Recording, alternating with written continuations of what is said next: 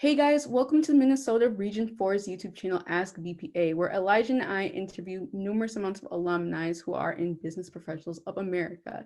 Today, we have a guest here today named Kim Bo, who's a very prestigious, very honorable guest, who is the former state BPA for Minnesota. She has won numerous awards and has gone to state and nationals many, many, many times. So we're very lucky to have her here today. Kim, would you like to say something? I am very happy to be here, and I am very happy to see our Region 4 members in this pandemic year. So, Kim, I have a question for you. What was the reason that you joined BPA in the first place, or what started you off to Sure. go into BPA? That is a very great question. So why I joined BPA? I wanted to join my freshman year, but then I think at that point it was too late for me to sign up. But I came into high school not knowing what I want to do in college, and I come from a family full of engineers and doctors. And that was like business was something that I've never really had the chance to explore. And I wasn't really confident as a person either. And my friend Nalima was actually in BPA her freshman year, and she was like, "Oh, you should probably join BPA." And she was like one of the first friends I made in high school. And then sophomore year I did, and it was the best decision I've ever made. Like, I am now a finance major because of BPA. Like, it really has set me on track. Okay, wow, that's a really inspiring story on how, as you didn't get any experience from your family in the business area, you sought to go on to find other means to get into that industry and area yourself. But is that what made you continue forward going into BPA, that aspiration to do something in finance or business, or was it something else? At first, it started off with something just to see what I could do with business, but then it became more than that. Like my friend groups in high school, there were all students from BPA. Like really great people are in BPA. Like that was something that kept me in BPA. And then I enjoyed just like the thrill of the competition. Like I put a lot of pressure on myself and a lot of stress on myself. But that was something that I worked for that wasn't like history or math or like like school core related subjects. Like it was something for Yeah. myself. Yeah.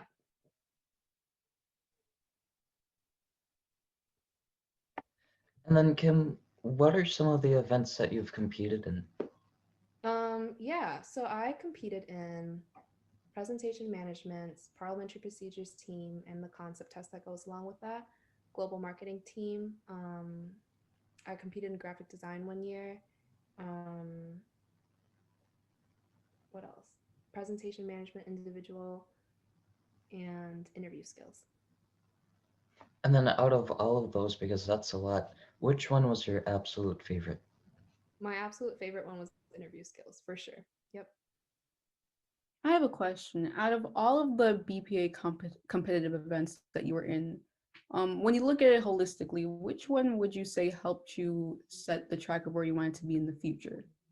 Yeah, that's also a really great question. I felt like I decided on finance that specific branch of business was not from BPA. I discovered that kind of on my own because I didn't feel like I was necessarily qualified enough to compete in like the financial categories. And I liked presenting, so I was like, oh, I'll just stick with presenting in high school.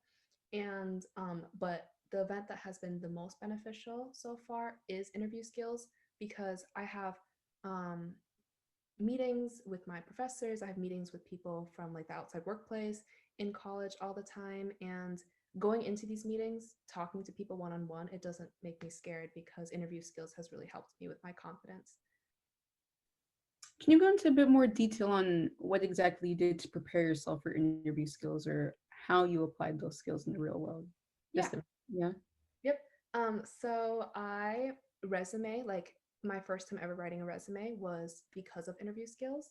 And now I have like the template for the resume. So as my experiences and stuff continues, I just like add things into that resume that I started off with in BPA. I know how to write a cover letter because of BPA, and like those were the two things I prepared for my interview. And then knowing what kind of questions to ask at the end of an interview, because like they are expected to ask you questions, but sometimes students or people in general, they don't know the right questions to ask back, because that's something that makes you different from like the other candidates. You touched on this a little bit, but when you walk into the interview skills event, what exactly do you have to do? What I do, and I think most people should probably do, is make really good eye contact, smile, and then shake their hands, and then practicing shaking people's hands. I remember before my competitions, I would shake my friends' hands, I would shake my advisors' hands just to get like the grip right, because I was always really scared. Am I too firm? Am I too like soft? I don't know.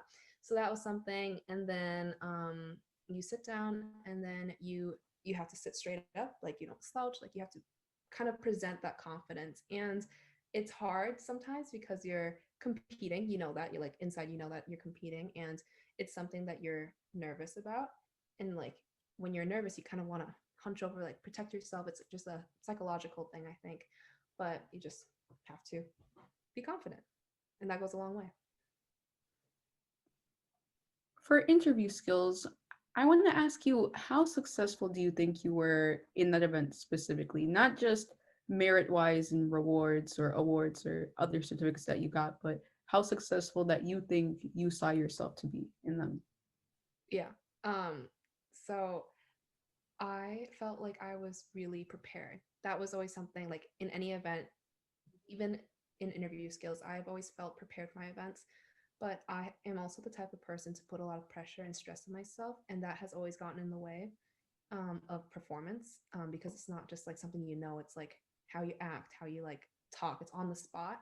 So I think how I did, I played my confidence just right. I think that was something that I did really well, and that's like how I wanted to be perceived. But I would rush into questions sometimes, and like I would just sometimes ramble because like I was working my way around it and trying to see how I want to phrase it. But like I don't want to take too long of a pause to think about it. So I just like talk, talk, and talk. And then I don't know. I think generally I did really well because I enjoyed the conversations I had with my interviewee. But yeah. And then how exactly did you prepare for interview skills, and do you have any tips or tricks to suggest? Yes. So what I did was I looked up like the most common questions that people ask at an interview, and I actually copy and paste those questions like that I found on the internet, and then I typed up my answers. I didn't memorize those answers, but like just thinking about it ahead of time by typing it up gave me a chance to like process it versus hearing the question for the first time ever and stumbling. But like obviously you can't always prepare like completely for an interview. You don't know exactly what questions they're going to ask. And also how I prepared for that specific event. I picked like my position, like that I was applying for. Like it's a very fake made up thing. So in my case, I was, I think, a desktop publisher, graphic design assistant, or something like that in the marketing department. And then all of my answers tied back using my skills, using like quantifications and tying back to how I could really help the company using that specific position. Wow. Let's go back to you picking that position. So I'm not as familiar with the format for the competitive events for interview skills.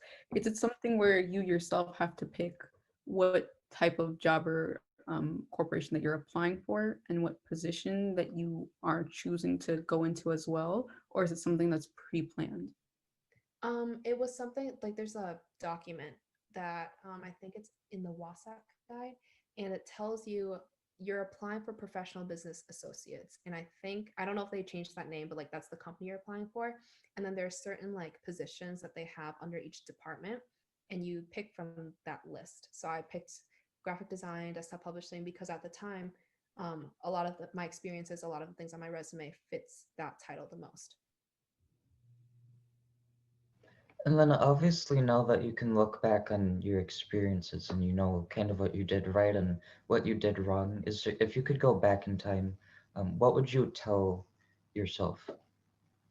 To not stress so much. Like, I don't know. I've gotten a lot better at it where I just like it's good to put some pressure on yourself, like it just shows that you care, but caring too much where it prevents you from enjoying the moment, or like it's bringing you down a level because you're like, I can't do this, like this is going to, you're like overthinking it. I'm an overthinker, and that's something that I wish I could go back on and fix. Yeah.